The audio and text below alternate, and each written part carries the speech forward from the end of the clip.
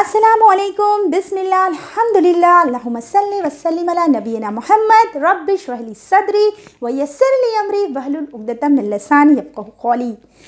آئیے آج میں آپ لوگوں کے ساتھ کچھ ایسے پروف شیئر کروں آج جن کو سننے کے بعد آپ کو یہ یقین ہو جائے کہ قرآن صرف اور صرف ہمارے پیدا کرنے والے رب کی طرف سے بھیجی ہوئی کتاب ہے اور یہ کسی انسان کی طرف سے لکھی ہوئی ہو ہی نہیں سکتی۔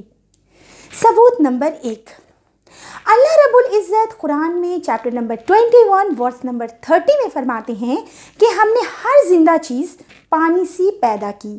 We have created every living things made from water۔ Can you imagine کہ آج سے 1450 سال پہلے ریگستان میں، ڈیزرٹ میں یہ بتایا جاتا ہے کہ ہم نے ہر زندہ چیز پانی سے پیدا کی۔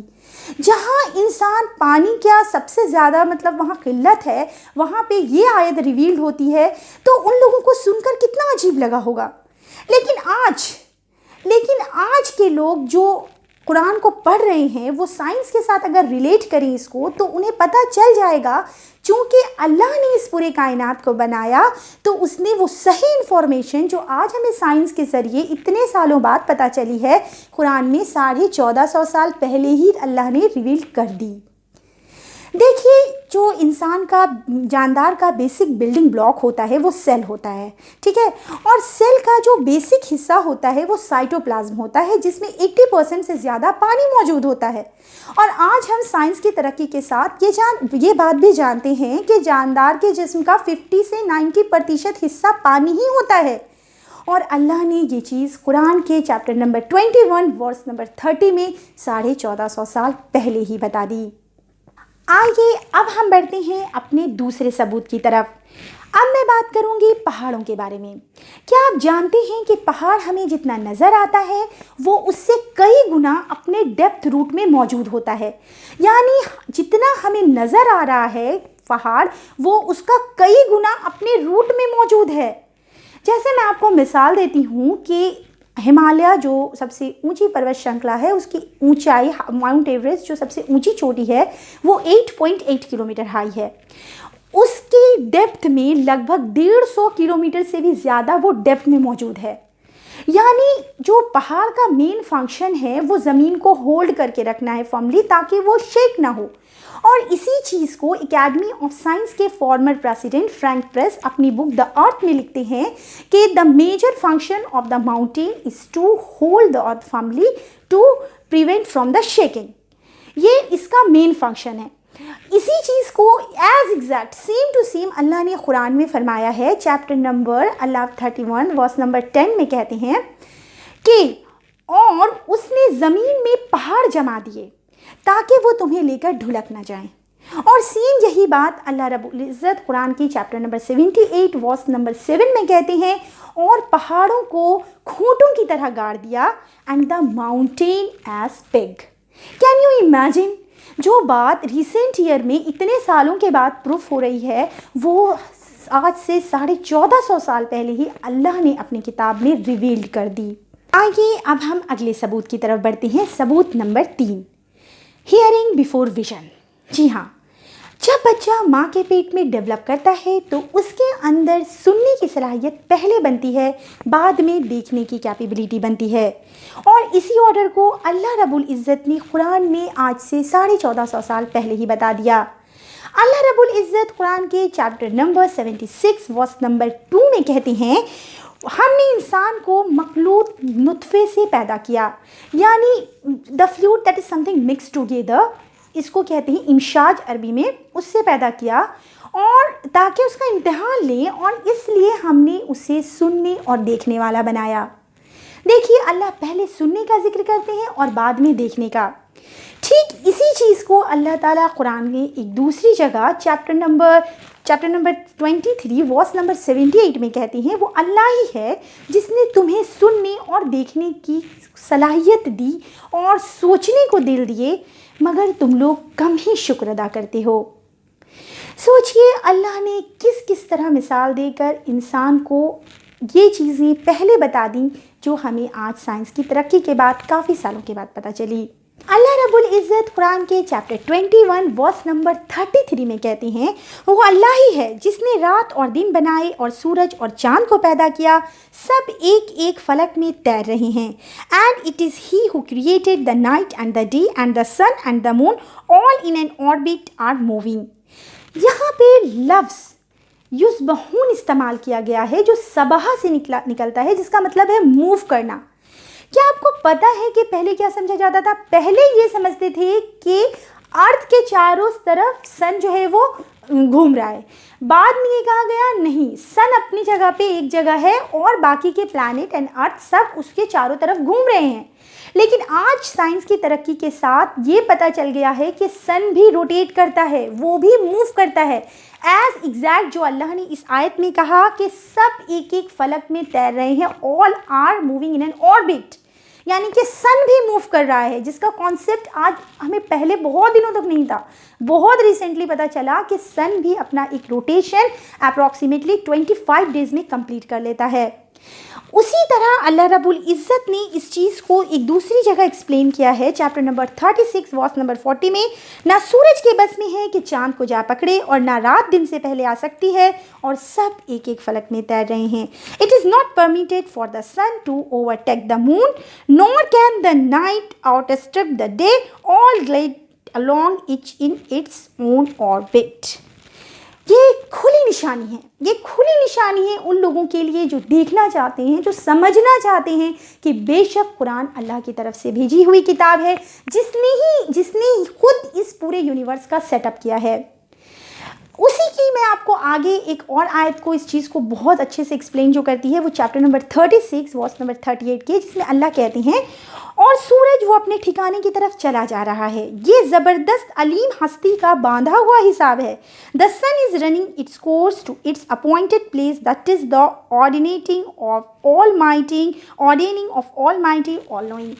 یو نو واٹ، میں نے ابھی جو چیز بتائی کہ پہلے یہ کانسیپٹ تھا کہ سن موو نہیں کرتا ہے، سن اپنی جگہ پہ ہے، لیکن اس آیت میں دیکھیے کتنے پہلے وہی چیز بتائی گئی جو ریسنٹ ہمیں پتہ چلی ہے کہ سن بھی ایک پارٹیکولر ڈائریکشن کی طرف موو کر رہا ہے، جسے سولر ایپیکس کہتے ہیں. آج کے ٹائم پہ سن بھی سولر ایپیکس ایک ٹرم ہے جو سائنٹسٹ کہتے ہیں کہ سن اپنے جگہ سے اس سولر اپیکس کی طرف موو کر رہا ہے. ٹھیک اسی چیز کو اللہ نے یہاں پہ قرآن کی چیپٹر نمبر 36 ورس نمبر 38 میں پہلے ہی ایکسپلین کر دیا.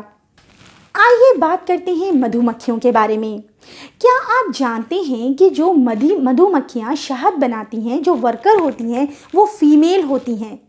Female bees are worker bee. یہ چیز پہلے لوگ نہیں جانتے تھے، لوگوں کو نہیں پتہ تھا کہ میل بی جو ہیں وہ شہد بناتے ہیں یا فیمیل بی بناتی ہیں.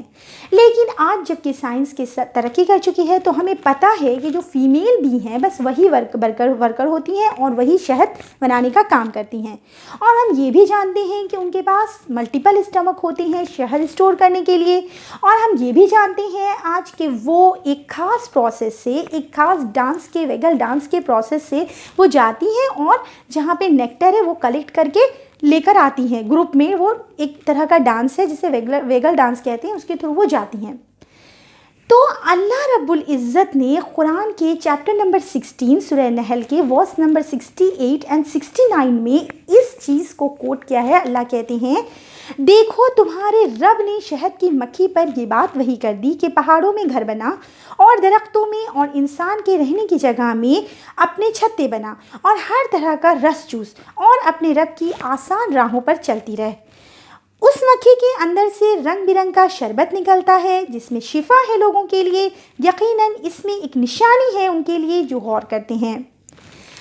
اب دیکھیے عربی لینگویج میں اس آیت میں جو لفظ یوز ہوا ہے وہ بطونہا کا لفظ یوز ہوا ہے، بیلیز، پیٹ کے لیے، اسٹمک کے لیے.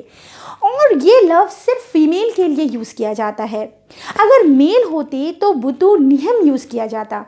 اسی طرح اللہ نے یہاں پہ فیمیل ہے اس چیز کا ثبوت اس چیز کے لیے ملتا ہے کہ جو رس چوس اٹ جو کلی لفظ یوز کیا گیا ہے، لفظ اٹ کھانے کے لیے، وہ فیمیل کے لیے یوز ہوتا ہے، اور اس لکی بھی فیمیل کے لیے یوز ہوتا ہے۔ یعنی اتنے سالوں پہلے قرآن کی آیت سے یہ بات صاف ظاہر ہو گئی اور پتہ چل گئی کہ جو ورکر بھی ہیں وہ فیمیل ہوتی ہیں۔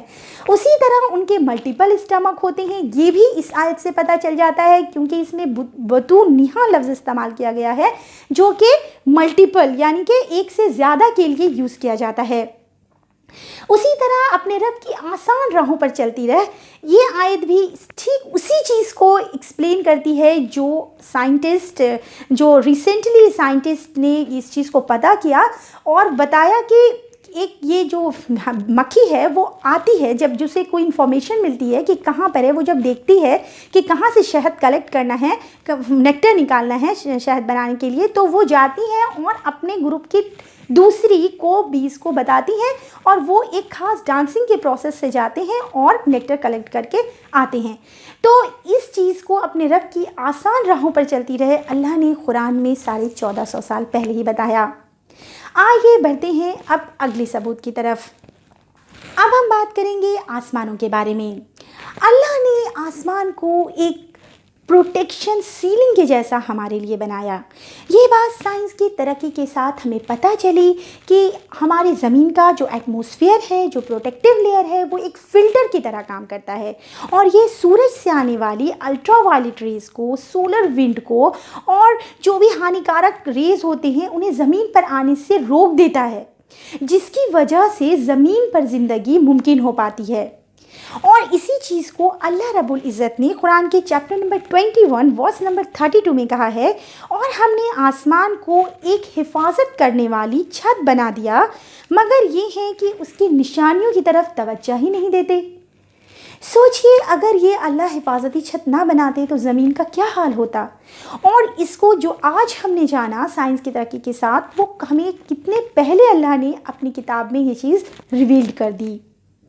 چلیے بڑھتے ہیں اگلے ثبوت کی طرف۔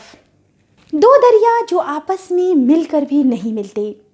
جی ہاں، میں بات کر رہی ہوں Mediterranean Sea and Atlantic Ocean, جو کہ دا اسٹریٹ آف جبرالٹر کے پلیس پر ملتے ہیں۔ وہاں پر وہ دونوں ملنے کے باوجود بھی آپس میں مکس نہیں ہوتے۔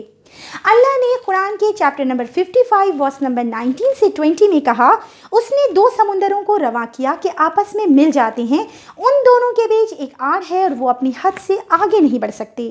He has let free the two bodies of flowing water, meeting together between them is a barrier which don't transgress۔ اللہ نے اتنی اسٹرینج بات ہے کہ اتنے پہلے یہ چیز بتائی، جو انسان ایک محمد صلی اللہ علیہ وسلم جنہوں نے یہ آیتیں ہمیں پڑھ کر سنائی تھی انسانوں کو، کیا وہ جو کہ پڑھے لکھے نہیں تھے وہ اتنے سارے تتھ، اتنی ساری باتیں جان سکتے تھے کہ دو دریا ہیں جو آپس میں مکس نہیں ہوتے اور ان کے بیچ ایک آڑ ہے؟ کتنی تعجب کی بات ہے، اور کون ہے جو یہ سب سن کر انکار کرے اللہ کی کتاب قرآن کا؟ آئیے میں آپ کو اب اسی کو ایکسپلین کرتی ہوئی ایک اگلی آیت سناتی ہوں، جس میں اللہ کہتے ہیں چیپٹر نمبر 25 ورس نمبر 53 میں، اور وہی ہے جس نے دو سمندروں کو ملا رکھا ہے، ایک میٹھا فریش واٹر اور دوسرا کھارا یعنی کہ سالٹی اور بیٹر، اور دونوں کے بیچ ایک پردہ موجود ہے جو انہیں مکس ہونے سے روکے ہوئے ہے۔ ان دو پانیوں کے بیچ، ایک فریش واٹر ایک کھارے پانی کے بیچ جو آڑ موجود ہے، اس کا ذکر یہاں پر کیا گیا ہے۔ اس کی مثال ہم دیکھ سکتے ہیں ڈیلٹا اور بیز میں، جہاں پہ فریش واٹر کا ریور آ کے گرتا ہے اس کھارے پانی میں، سیلائن واٹر میں، لیکن وہ پھر بھی مکس نہیں ہوتا۔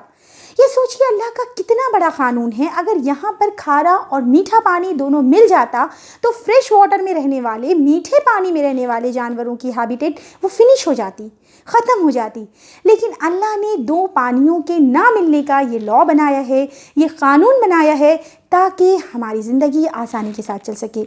کیا آپ کو پتہ ہے کہ زمین میں جو پانی ہے ٹوٹل اس کا 97% حصہ کھارا پانی ہے، وہ ہم پی نہیں سکتے، یوز کے لائق نہیں ہے، صرف 3% حصہ ہی فریش واٹر ہے، اور اگر وہ پانی بھی کھارے پانی میں مل جاتا تو ہمارے لیے بہت بڑی مصیبت ہو جاتی، لیکن اللہ نے یہ قدرت کا قانون بنا دیا، ایسا حساب کر دیا کہ یہ میٹھا پانی کھارے پانی میں نہیں ملتا۔ میں نے آج آپ کے سامنے 7 ثبوت کھول کھول کے اللہ کی کتاب سے الگ الگ جگہوں سے لا کر رکھ دیا ہے۔